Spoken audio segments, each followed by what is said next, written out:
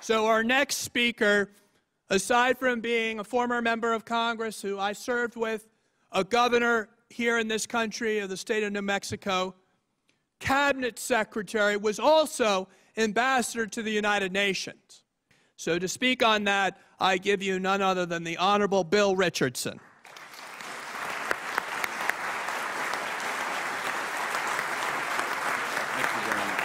Thank you. Thank you. Thank you. Thank you. Thank you. Please remain standing. No. I want to, I was sitting here, and about a year ago, I remember being on a panel, same issue with General Mukasey and I and several others. And I was thinking how far we've come in the last year, and how gracious many of you are to give almost everybody a standing ovation that comes up here to speak. And what I'm thinking is that if there's any way you can give yourself one, because I have to tell you this morning, I probably come the longest, farthest away than anybody here. And so I was still on New Mexico time. And I thought of the event a year ago. And many of you were there, and Mukasey and I were there, and a lot of these distinguished panelists, obviously in the last year, if you look at who they are, military people, Republicans, Democrats, cabinet secretaries, this is not a partisan issue. And so I come to you today with this smile, because I try to be an optimist.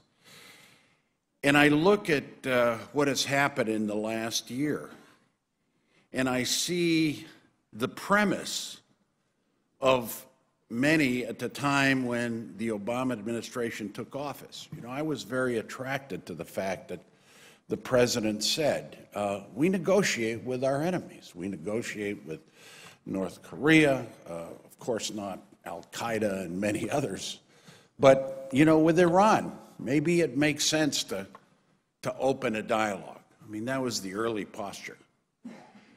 And look what has happened in the last 3 years. A dialogue was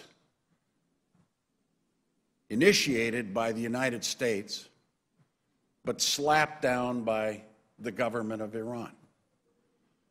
Consistently going to negotiations on nuclear enrichment and not being serious, kidnapping Americans and many others, making provocative statements about the Jewish Holocaust, and not being part of the international community. And so what happened was sanctions were brought on, the most powerful sanctions in many years, because Europe and other nations joined us. They were banking sanctions, military sanctions, some energy sanctions. And the European Union said we still should talk about uranium enrichment. And talks are going on, but every time the Iranian government either stalls or is not serious or is buying time. And I suspect what they're going to do now with this potential MEK delisting is they're going to say, oh, we're now ready to negotiate. I can just tell fairly soon some statement coming out. But I don't think it justifies a recognition that Iran is serious. They're not. They're not serious. Look what they're doing in the Middle East. Look what they're doing propping up Syria, the most repressive government on earth today, killing people. Look what they do with Hamas and Hezbollah. Look what they do with the trafficking of weapons and uranium. Look what they do in disrupting what's happening all around the world in Afghanistan and the state leading sponsor of terrorism. So that justification that some threw out, oh, we're in negotiations with Iran, should automatically, I believe, be discarded. But I like to focus on the positive. Why delist the MEK? I think there are a lot of reasons that were given here by our military leaders, by the Attorney General, by constitutional scholars, by many others that have expertise, a lot more than I do, on Camp Ashraf and Camp Liberty and what's happened in Iran and the actions of the Maliki government.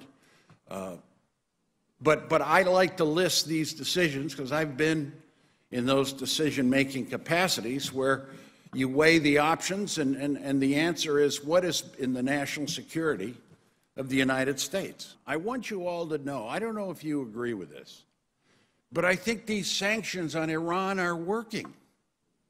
They're not perfect, but they're squeezing them. You can tell by the way they are treating their oil, sort of stockpiling it, by the way they're a little more serious in their statements about negotiating. They're not doing it, but it is obvious that these sanctions, because they're more widespread, they involve more countries, that somehow they are working, and they should be given this chance to work. Iran represses its own people. That is another reason America should always stand on behalf of those that support democracy. Iran, right now, their behavior in terms of dealing with their own people and their conduct in international foreign policy is something that does not warrant any kind of strong working together with. 2008, the United Kingdom, America's closest ally, removed the MEK from the list of proscribed organizations and lifted all of the consequent restrictions.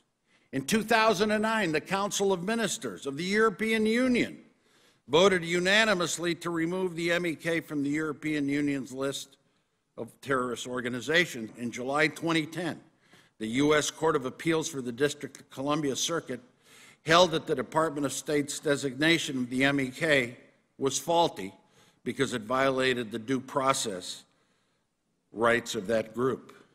And this designation of the MEK has been used by Iranian surrogates in Iraq, as well as the Maliki government in Iraq, to attack MEK members in Camp Ashraf or impose inhumane restrictions on them, which has led to the loss of life.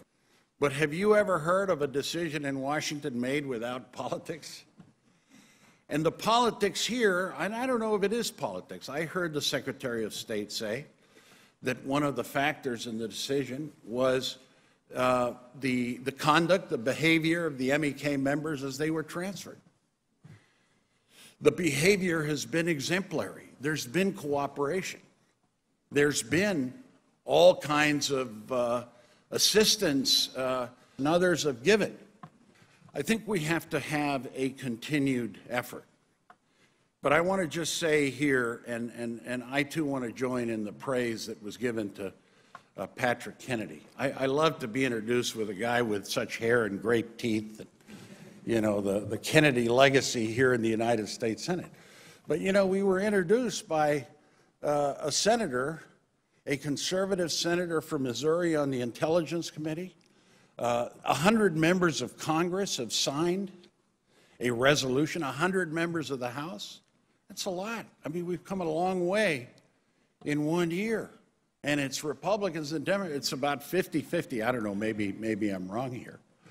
But again, I just want to say to you, the time to delist is now. If there's one thing that we need to do is keep that strong, positive pressure on based on facts.